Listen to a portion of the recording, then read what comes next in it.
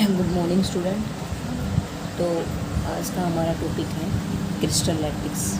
क्रिस्टलैटिक्स क्या है कि इन 3 डायमेंशनल अरेंजमेंट ऑफ एटम और पार्टिकल्स इन स्पेस। एक जो एटम है या पार्टिकल है किसी स्पेस में 3 डायमेंशनल जो अरेंजमेंट होगा उसको हम बोलते हैं क्रिस्टलैटिक्स। ठीक है, जैसे कि मैं आपको बता देती हूँ, ये ऐसे जो फॉर्मेशन हो जाएगी, ये एक ऐसा बना, ऐसे ही एक और जो है ना, एक इस तरह से ही अरेंजमेंट और बन जाए, एक इस तरह से ही अरेंजमेंट और बन जाए। तो ये इकट्ठा जो 3 डायमेंशनल जो है ना अरेंजमेंट होगा एटम और पार्टिकल का, उसको क्रिस्टलैटिक्स कहते हैं। और जिस पॉइंट पे पार्टिकल प्रेजेंट होता है कि the point at which the point जैसे कि the point at which particle is placed is known as lattice point. उस पॉइंट को क्या नाम दोगे आप? Lattice point. तो जिस पॉइंट पे कोई पार्टिकल प्रेजेंट है, जैसे कि कॉर्नर पे प्रेजेंट है या कहीं भी प्रेजेंट है, तो उस पॉइंट का नाम क्या हो जाएगा? लैटिक्स पॉइंट नाम हो जाएगा। अब है यूनिट सेल। यूनिट सेल क्या है? It is the smallest unit. Is unit क्या होगी?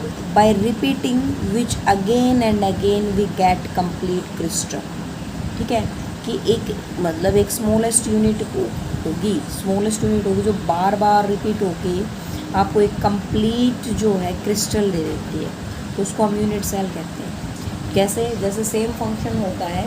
जैसे अगर हम घर की बात करते हैं, तो घर में अगर हम बात करते हैं तो एक जो दीवार है या घर है, एक कमरा बन रहा है, उसके अंदर एक ईंट जो है वो बार बार रिपीट होकर पूरा कमरा बनाया जा रहा है, ब्रिक्स जो है।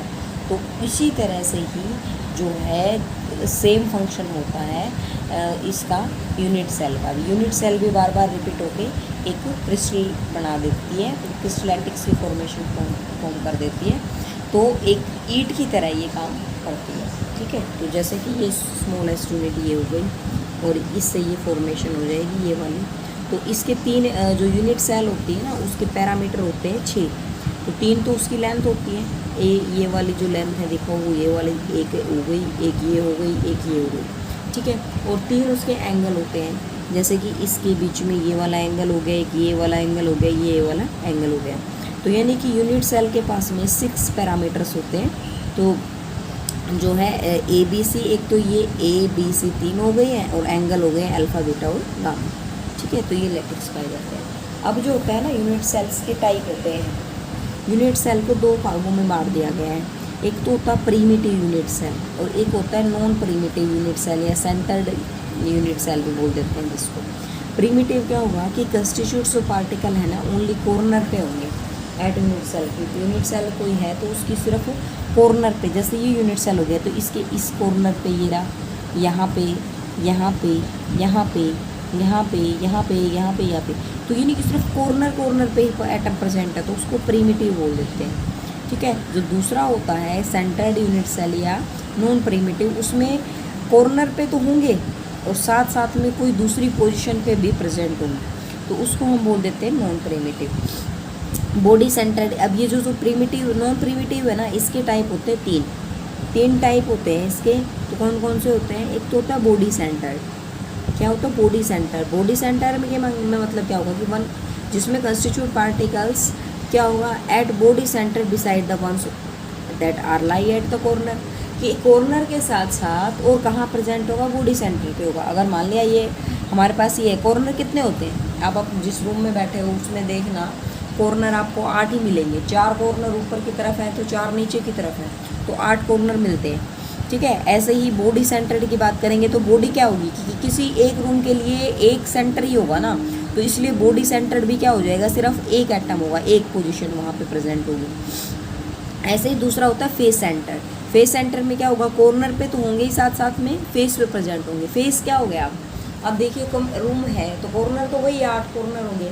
अब उस रूम में आप ये देखिए फेस कितने हैं, दीवार कितनी है? 1 2 आमने सामने होती हैं, 4 दीवार हो गई, ऊपर नीचे हो गई, तो ये कितनी हो गई? जो टोटल 6 हो गई। यानी कि एक तो छत हो गई हमारे पास में, एक फर्श हो गया और 2 आमने सामने ऐसे दीवारें होते हैं रूम के अंदर, बॉक्स के अंदर। जैसे अगर मैं इसकी बात करूँ तो एक तो ये हो गई है, एक ये हो गई है, एक इधर वाला हो गया है, एक उस इस तरफ ये दिखाई दे रहा है, ये हो गया है, एक ये ऊपर वाला और एक ये नीचे वाला, यानी कि कितने हो गए, 6 हो गए। तो इसको बोलेंगे फेस सेंटर की फेस पे प्रेजेंट है। तो कितने एटम हो गए, 6 स्पेस जगह पे और प्रेजेंट होंगे। जैसे एक एटम यहाँ पे प्रेजेंट हो गया, एक यहाँ पे प्रेजेंट हो गया, एक यहाँ पे प्रेजेंट, 6 हो गए।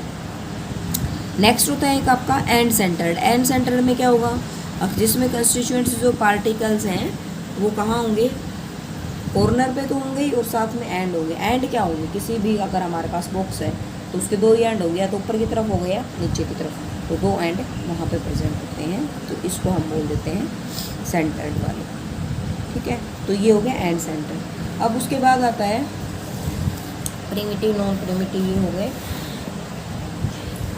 एक ब्रेविस लैटिक्स होता है। ब्रेविस लैटिक्स क्या होता है कि जो 14 लैटिक्स होते हैं 7 क्रिस्टल सिस्टम से। जो क्रिस्टल सिस्टम हम पढ़ेंगे तो 7 क्रिस्टल सिस्टम होते हैं, ठीक है।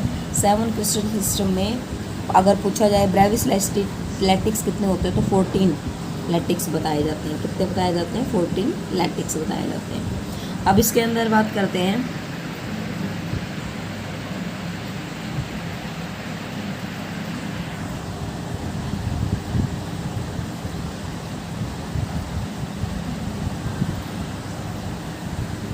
यूनिट सेल में कि कितने जो है, जैसे सिंपल क्यूब की बात करें तो उसका कंट्रीब्यूशन देखते हैं कि कैलकुलेशन करना है। अगर हमने नंबर ऑफ एटम निकालने हैं पर यूनिट में कितने कितने होंगे तो वो कैसे निकाला जाएगा। तो देखते सिंपल क्यूबिक में, तो सिंपल क्यूबिक में क्या होता है, सिंपल क्यूबिक में होता है कि सिर्फ सिंपल क्यूबिक में क्या होता है कि सिंपल क्यूबिक में होता है कि सिर्फ कॉर्नर पे एटम प्रेजेंट होंगे, कॉर्नर पे एटम प्रेजेंट होंगे। मैंने बताया आपको कॉर्नर कितने हैं, 8 हैं, तो 8 कॉर्नर हैं। कंट्रीब्यूशन 1/8 निकलेगा कि जो एक ना कॉर्नर के ऊपर वो एक एटम है उसने 8 और एटम के साथ शेयरिंग कर रखी है, उस 8 के साथ और जुड़ा है। आप प्रैक्टिकली इसको रूम में बैठ के देखना कि वो जो है ना 7 जो 8 लाइनें हैं, 8 एटम और प्रेजेंट होंगे, उनके साथ शेयरिंग किया होगा, तो वो हो गया। तो उसका कंट्रीब्यूशन जब हम निकालते हैं 8 1/8, तो इसको इससे यहाँ से ये कट करके कितना बच गया, 1 बच गया। तो total number of atom per unit cell कितना आ जाएगा, 1 आ जाएगा। ऐसे ही बॉडी सेंटर के लिए निकाल रहे हैं हम।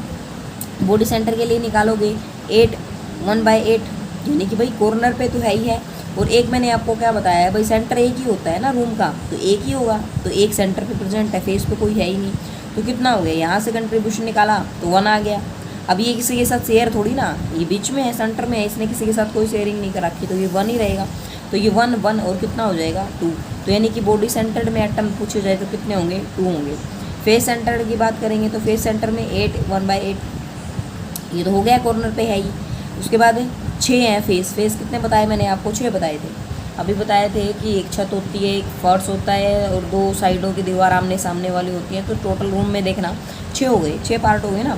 तो उसका एक जो है ना कंट्रीब्यूशन, अब एक जो दीवार है ना वो 2 के साथ जुड़ी हुई होती है, 2 के साथ कंट्रीब्यूशन करती है, ठीक है। तो अब अगर एक के साथ कंट्रीब्यूशन तो 1/2 का हो गया, तो इसको काटेंगे तो कितना आ जाएगा, 2 3 आ गया ना। अब 1 तो एक इसका निकल गया और 3 इसका निकल गया, कितने आ गए, 4। तो यानी कि तो फेस सेंटर में अगर निकाला जाएगा टोटल नंबर ऑफ एटम कितने होंगे यूनिट सेल में, 4 होंगे, ठीक है। तो इस तरह से ये निकालने हैं आपको कंट्रीब्यूशन। नेक्स्ट हम निकालते हैं कि 7 प्रिमिटिव जो यूनिट सेल होगी क्रिस्टल की। मैंने बताया कि इसमें 7 सिस्टम होते हैं। 7 सिस्टम में मतलब कैसे कि अब हमने यहाँ डिस्कस किया था कि इसके 6 पैरामीटर होते हैं और 6 जो है ना 3 एंगल और जो है ना 3 जो लेंथ है, तो उसके अकॉर्डिंग जो क्रिस्टल्स जो है सिस्टम है उसको बांटा गया है ना अलग अलग। हो सकता है कि जिसमें तीनों लेंथ इक्वल हो, तीनों एंगल इक्वल हो, कोई 2 एंगल इक्वल हो, तो उसके अकॉर्डिंग ये 7 सिस्टम की फॉर्मेशन होती है। तो सबसे पहला होता है क्यूबिक, जो सिमेट्रिकल होता है। क्यूबिक में क्या होगा, A = B = C, यानी कि A B C तीनों इक्वल है, अल्फ़ा बीटा गामा तीनों 90 डिग्री के बराबर है, तो वो हमारा क्या कहलाएगा, क्यूबिक कहलाएगा। नेक्स्ट कहलाएगा टेट्रागोनल। टेट्रागोनल क्या होगा, A = B ≠ C। A तो इक्वल होगा B के, ≠ C, यानी कि एक जो है ना C वो इक्वल नहीं होगा, लेकिन एंगल 90 का ही होगा, तो वो हो गया हमारे पास में टेट्रागोनल। नेक्स्ट आता है ऑर्थोरोम्बिक। ऑर्थोरोम्बिक क्या हो गया कि जिसमें ए बी सी तीनों ही अनइक्वल हो गए और जो एंगल है वो 90 के बराबर हो गया, तो वो हो गया ऑर्थोरोम्बिक। एक फिर आता है मोनोक्लिनिक। मोनोक्लिनिक में क्या हो जाएगा कि A not equal to B not equal to C, ये तीनों ही अनइक्वल हैं, लेकिन एंगल जो है अगर बात करेंगे तो अल्फ़ा बीटा तो इक्वल है, लेकिन एक जो अल्फ़ा और गामा तो इक्वल है 90 के, लेकिन बीटा नहीं है, तो मोनोक्लिनिक हो गया। हेक्सागोनल में क्या हो जाएगा, a is equal to b तो है लेकिन सी इक्वल नहीं है, तो उसको हम बोल देते हैं हेक्सागोनल। ठीक है, दो एंगल अल्फ़ा और बीटा 90 के हैं लेकिन गामा 120 का है। रोम्बोहेड्रॉन या ट्राइगोनल ए बी सी है, इसके अंदर इक्वल हो गए तीनों, लेकिन एंगल अनइक्वल है, 90 के बराबर नहीं है, तो वो ट्राइगोनल। और ट्राइक्लिनिक है, मोस्ट अनसिमेट्रिकल फॉर्म होती है। तो एक नंबर का क्वेश्चन तो यहाँ से पूछा जा सकता है। एक तो पूछ सकते हैं कि मोस्ट अनसिमेट्रिकल फॉर्म कौन सी होगी, तो ट्राइक्लिनिक होगी, और मोस्ट सिमेट्रिकल पूछी जाए तो क्यूबिक होगी, क्योंकि इसमें तीनों लेंथ भी अलग है और एंगल भी अलग है। ठीक है, अब इसको कैसे याद करोगे आप, इसको याद करने का तरीका बता देते हैं आपको, कैसे इसको याद करोगे। इसके लिए यूज़ करते हैं हम क्यूट आवर मदर, क्यूट